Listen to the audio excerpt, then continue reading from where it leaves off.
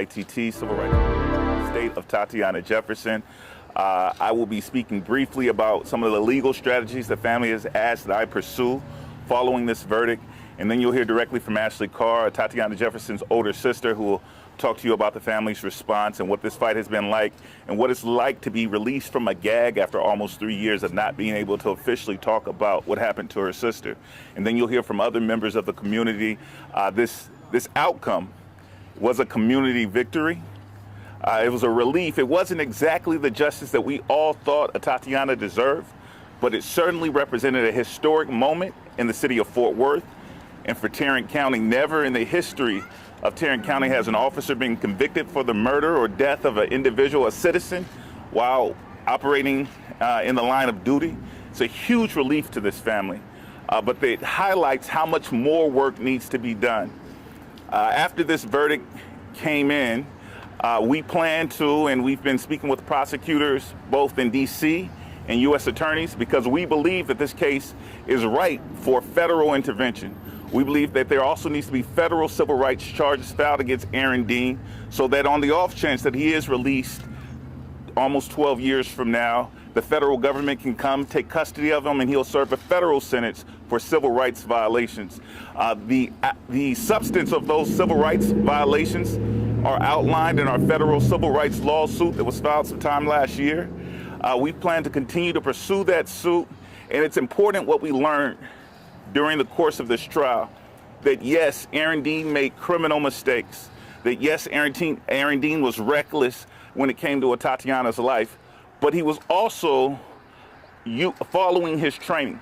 So many people, experts, officers, his team acknowledged that there's certain things that he did that was consistent with Fort Worth training, although it was abnormally dangerous. Treating an open house, the doors open on this house, was treated like a silent alarm, like a felony. And he came in using military tactics for a woman and an 8-year-old child. And so those policies and procedures will be the subject of our federal suit called a Monell claim, where we will continue to pursue accountability not only for Aaron Dean on the civil level, but for the city of Fort Worth and for the policymakers who are responsible for creating this unusually dangerous situation. Last time that I was able to address the Dallas-Fort Worth community following the conviction, that same weekend, another officer killed Atatiana Jefferson. Last year, after we had a press conference with the family of, or 3 years ago, after we had a press conference with the family of Botham Jean following the conviction of Amber Geiger, that same weekend, a police officer killed Atatiana Jefferson in our home. And so the jury, during their deliberations, they asked about a word that called deterrence. We're hoping that this 12-year sentence will be a deterrence for other police officers going forward, that they will think twice before they engage in deadly, reckless behavior directed at a citizen. We will continue to pursue justice at the federal level and at the civil level in order to deter the deadliest police culture in the modern world. There is no nation on planet Earth that kills and incarcerates more of its citizens, period. And we are declaring with the conviction of Aaron Dean for the death of Atatiana Jefferson that her name will not go in vain, but that her name will be a sounding cry for accountability in Fort Worth and areas of the country who have shied away from doing justice and accountability for far too long. With that said, you'll be hearing from Ashley Carr.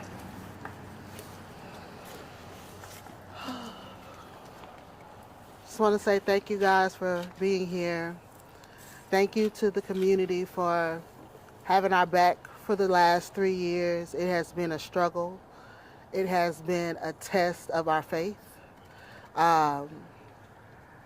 Knowing that this is Tarrant County and it's one of the most largest conservative counties we have in Texas, and we know what comes with that. Are we, I guess the question is are we happy? We knew it was murder, you know, so anything other than that, you know, it's part of a relief. But is it over? No. Is this fight over? No. As Lee said, we do plan on moving forward with trying to push federal charges against Aaron Dean. But this has been hard, guys. These 3 years have been hard. My sister has been in and out the hospital. She's currently in the hospital right now. She's even flatlined 4 times during all of this because this has been stressful. Having to deal with Zion and his mannerisms and things that he has to deal with because of this. It's a lot, as well as having a brother that's in active military as we speak and can't be as hands-on as he would love to be because he's out serving our country to make sure that we are truly protected and served. So we have examples of what that look like. So we know when we know to call out things that ain't right. And that's what we did. You know, would we want more time? Yes, we would. But that's what the jury decided. And, you know, we're going to have to, you know, take that with us. 11 years, that's the same age as Zion. 10 months, 12 days. That's the day that it happened. It's a message in this. It might not be the message that we wanted and the whole dream, but it's some of it. It is some of it. And we're not going to forget Atatiana because she's the first.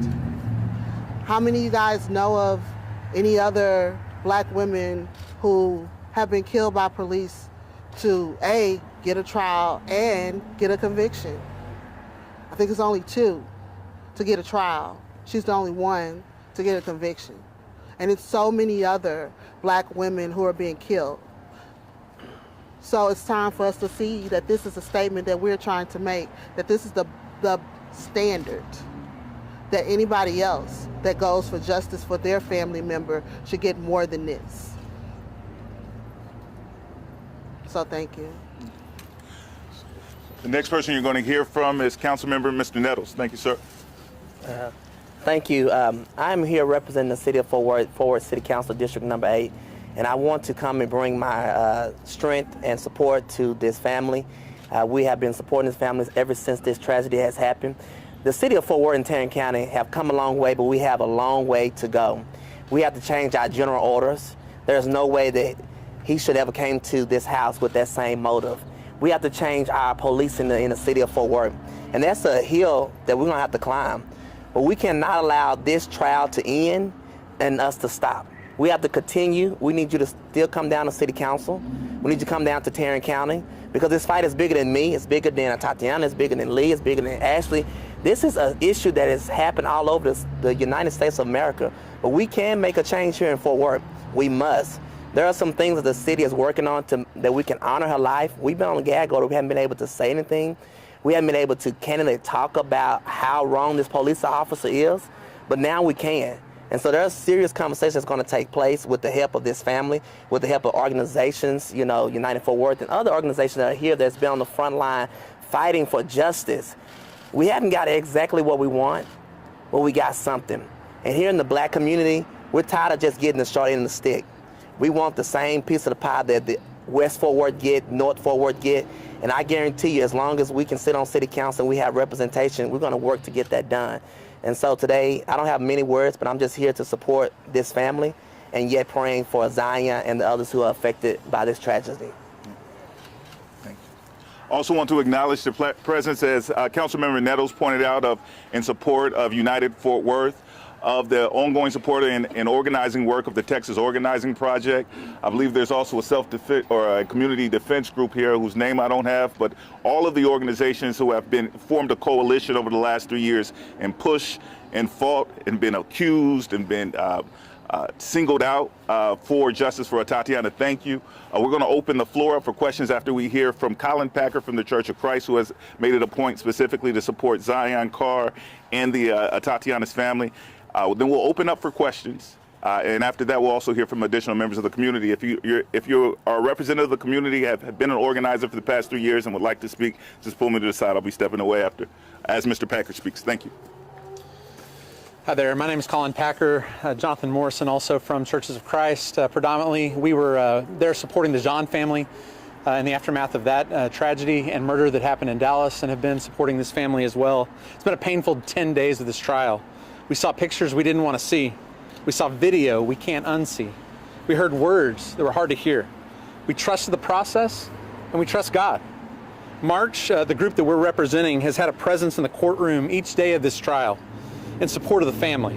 We want to thank the jury for the work they have done. The evidence in this case was clear. Aaron Dean killed Atatiana Jefferson, an innocent woman in her home. According to his own testimony, he did not follow his training and protocol, and as a result, Atatiana Jefferson is no longer with us. The verdict in the trial isn't a murder conviction as we had hoped, and yet we recognize the historic nature of this manslaughter conviction in Tarrant County. But that word, historic, when we celebrate something being historic, it is usually worthy of celebration. But when we use the word historic, it is a recognition in this case of the unequal and inequitable application of law for white people versus African American people. There is little doubt in the minds of those in this community that this is not the first on-duty murder by an officer in Tarrant County. It's simply the first time a DA, a grand jury, and a jury were willing to bring a conviction of an officer instead of applying the law unequally. And while this outcome provides accountability for her murder in some sense, it does not provide justice.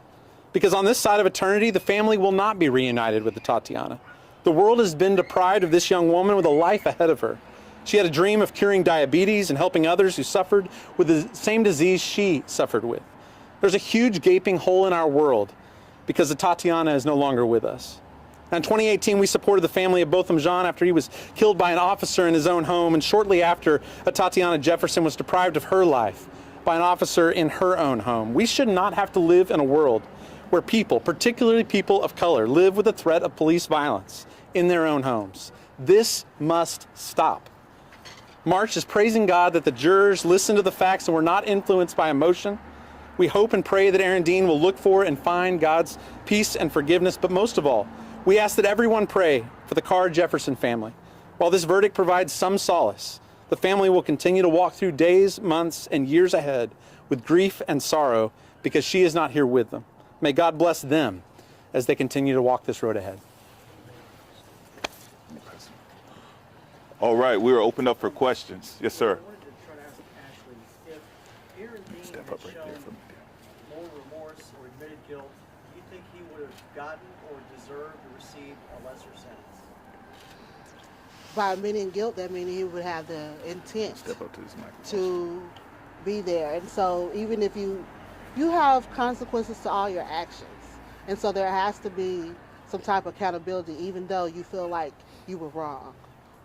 So do you think he would have earned more mercy if he had been more remorseful? I don't know. I can't tell you that one. I can say this about that question. Of the officers that we've seen on trial recently, Roy Oliver, Amber Geiger, even Derek Wally here in the DFW area, Aaron Dean was easily the least contrite officer that we ever come across. When someone who has never offered an apology or an authentic remorse for what happened, and I think Ms. Carr did a good job of pointing that out in her statement, that it was his unrepentant nature that would not allow him to move on, even as the community begins to. What's your reaction to the number of years, months, and days that the jury gave him? What's your message to the jury? I feel like that was a message for Zion to let them know that they were with him and they're going to make sure that some accountability will be there for him. How did you And to clear that up, just for everyone who may not know, Aaron Dean was officially sentenced to 11 years, 10 months, and 12 days. Zion Carr is 11 years old, and this incident happened on the 10th month of the year, October 10, day 12. And so that 10-month, 12 days seems to be matching with the days. The day that she was murdered in the 11 years at least has a correlation to Zion's birth year. Can you tell us what it felt like to listen to his testimony, to see him for the first time talk about it? There was no realness in the testimony. It sounded so rehearsed. So it's definitely unbelievable. So much so, even when he cried or tried to cry, it wasn't believable. We saw it. We saw how you felt. You were ready to go. Just be honest. You could have just been honest and say you was ready to go. You was intending to kill. That's my whole thing. It's being upfront. And he wasn't. So he tried to play excuses and come up with a story that didn't fit what we saw. Do you feel like the shows of emotion I think it was part of the script. Take us back to the moment you were giving your impact statement. Was that, did you practice? How did you prepare for that? I had 3 years to prepare. I had so much I wanted to say. I've written so many times, but you know, you just had to put what would a Tatiana wanted to hear. And so that's what I embodied when I wrote that. Ashley, can you talk about being back here today? What kind of vision happening with this nonprofit? So this is my mom's house. Me and my siblings have paid it off. We also started a nonprofit called the Atatiana Project, where we're bringing STEAM exposure into urban youth. For the last 2 years, we have done summer camps for a whole week where the kids build computers, robots, learned about coding and different things, all for free through donations that we have received. Our goal is that this land next to us, the nonprofit has bought, and we want to build our first gaming center in this area, because that's what Tatiana was doing at the night she was murdered. She was gaming with her nephew. That'll take kids off the street. We're talking about stopping the violence and giving them other opportunities. Also exposure to becoming a gamer. That, you know, there's opportunities and career goals and career paths in that. And so the goal is just to expose them to other things so that when they do become adults, they'll have all the best things to make the best options. You called Amber to let her know that she's watching.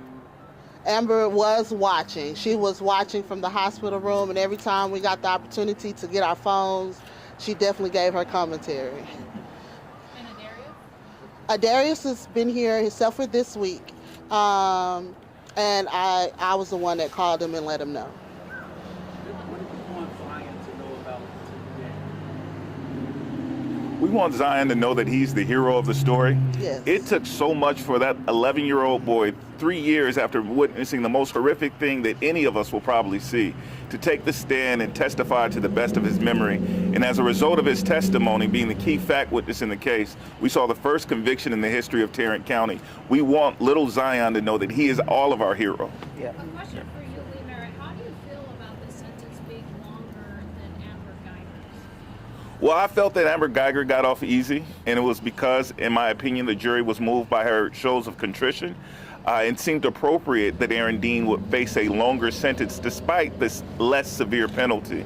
Now, I thought the appropriate sentence, conviction was murder, and I thought the appropriate sentence at the manslaughter level was 20 years. But it's not a surprise to me that this sentence, the jury decided to punish Aaron Dean at least slightly more harshly than Amber Geiger. Ashley, what's next for you? Tonight I'm going to sleep. I haven't slept because it's been a long fight. This has extremely been a long fight. We've been to the White House fighting for Tay. We've been to, twice. We've been to supporting other families in this fight, and that part is not going to stop. Because this fight is for all of them. This is for all of the people who've lost people to police brutality. I'm going to rest first. And then once I rest, we're going to get up and get our nonprofit going and make sure that we are telling the world about Atatiana and she's never forgotten. And Ashley, what do you say to the other police officers who are putting on that uniform every day to protect and serve? Treat everyone that you're protecting and serving as if they're human, that you will want. The same way you treat them in River Oaks and Riverside, it's all the same. We're all human. We all go to work. We're all trying to just be productive citizens, so look at this house and all these houses over here as regular, normal people that just want to live and be protected. Speaking of that, the defense kept calling this neighborhood a rough neighborhood. How did you guys feel about that characterization of the defense? As I said, my mom's door is always open when I come here.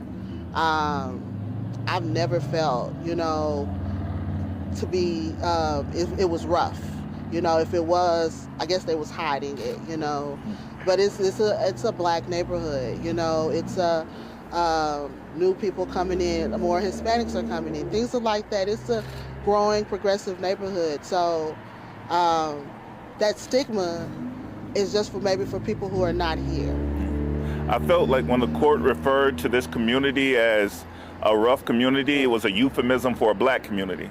And because it was, those two words are often used interchangeably, a black community or a problem or troubled community, then we allow certain forms of policing that are a lot more militant and a lot more deadly than we do in other communities. And so that's a part of the key problem here, that we need to stop classifying communities that are predominantly black as inherently dangerous. Ashley, if you had Atatiana with you, holding your hand at this moment, and you could tell her one thing, what would you say to her right now? I'm fighting for her to the end. That's just what it is. I would love, even if he did his whole stint of 11 years, in 11 years he could see his family. I would love in 11 years I could see Atatiana. So it's real. You talked about seeing a lack of remorse and how that might deter someone from moving on. What about your feeling? Will you be able to move on? Will you be able to forget? Forgiveness right now is not at the point of my journey that I'm at. I've been fighting for 3 years. So I don't know if that's the first part of healing, So I'm just starting to, as of a few hours ago, of starting that journey. And so I don't know what to say. So right now, that's not my word. Mr. Merritt, juries across the country, they don't convict police officers like this. What message does this send across the United States from Fort Worth? I think the message to send out from this conviction is that there's still a lot of work to do. For me, this is one of the most obvious cases that I've come across in my history as a civil rights attorney. And unfortunately, I deal with dozens of families on a monthly basis who have been met with police violence. This case was an easy one, and we waited on pins and needles for 3.5 years to discover whether this officer would be convicted of anything. And once convicted, no one in the community was certain that he wouldn't just receive probation. And so that's Tarrant County.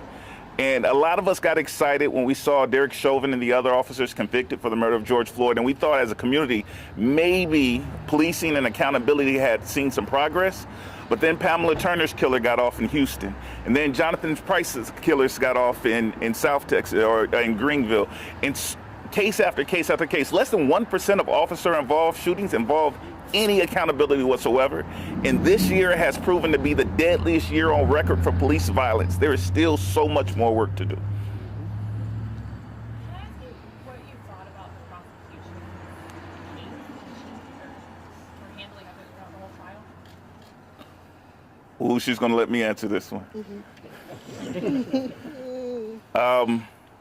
Well, I'll say this as a civil rights attorney, because I see these cases, again, on a weekly basis. We have another case in Michael Dean next week in Temple, Texas. And so I'll probably see more of these than the average citizen. First, it's important that the prosecutor works closely with the families and their attorneys. Allow the family to heal, get evidence through the families and attorneys. The prosecutors here didn't do that. And that's a shame on Sharon Wilson, because she still fails to make common sense relationships with community members and creates a separation between her office, the office of the district attorney, and the community that's unnecessary and unhelpful. Hopefully that changes during the next administration. I believe that this prosecuting team, while Dale Smith and his colleague Ashley Derrick, they were amazing. They were compassionate, they were compelling, they were well prepared. They still were unable to do what we need to see done in courtrooms across the country, which is humanize the victim. Let them know how important Atatiana Jefferson was to this community and to her family. That part was still missing for me. Outside of that, it will be Monday morning quarterbacking. I was concerned initially about their failure to present an expert during their case in chief. I understand the strategy, and obviously it worked out in some part for delaying the presentation of that expert until after the defense's case. Lee, can you explain the legal next steps for the civil case and for the federal case that you're now pursuing? Absolutely. So the federal civil rights case that was filed last year was stayed pending the outcome of the criminal case. The first thing we will do next week is apply to have that stay lifted. And if the stay is lifted, we can move forward with discovery, where we'll get interrogatories, bring some of those experts in, and start to understand where the breakdown in Fort Worth policy, as well as the actions of Aaron Dean, culminated in this horrific incident. In addition to that, we will immediately reach out to the DOJ, first the local U.S. Attorney's Office, who reached out to us the day that this happened and said, we are involved in this case. We have investigators on the ground. We are assisting the prosecutors. And once they're done, we plan to pick up a case. They made that commitment to this family here on these steps October 13th. And so we know the U.S. Attorney's Office locally is interested. We've been to 2 White Houses now. We've met with former President Trump. We've met with President Biden just this past summer. Each of those White Houses have expressed concerns about the policies in Fort Worth, considering the pattern and practice investigation for this entire region, and certainly bringing criminal charges against Aaron Dean himself.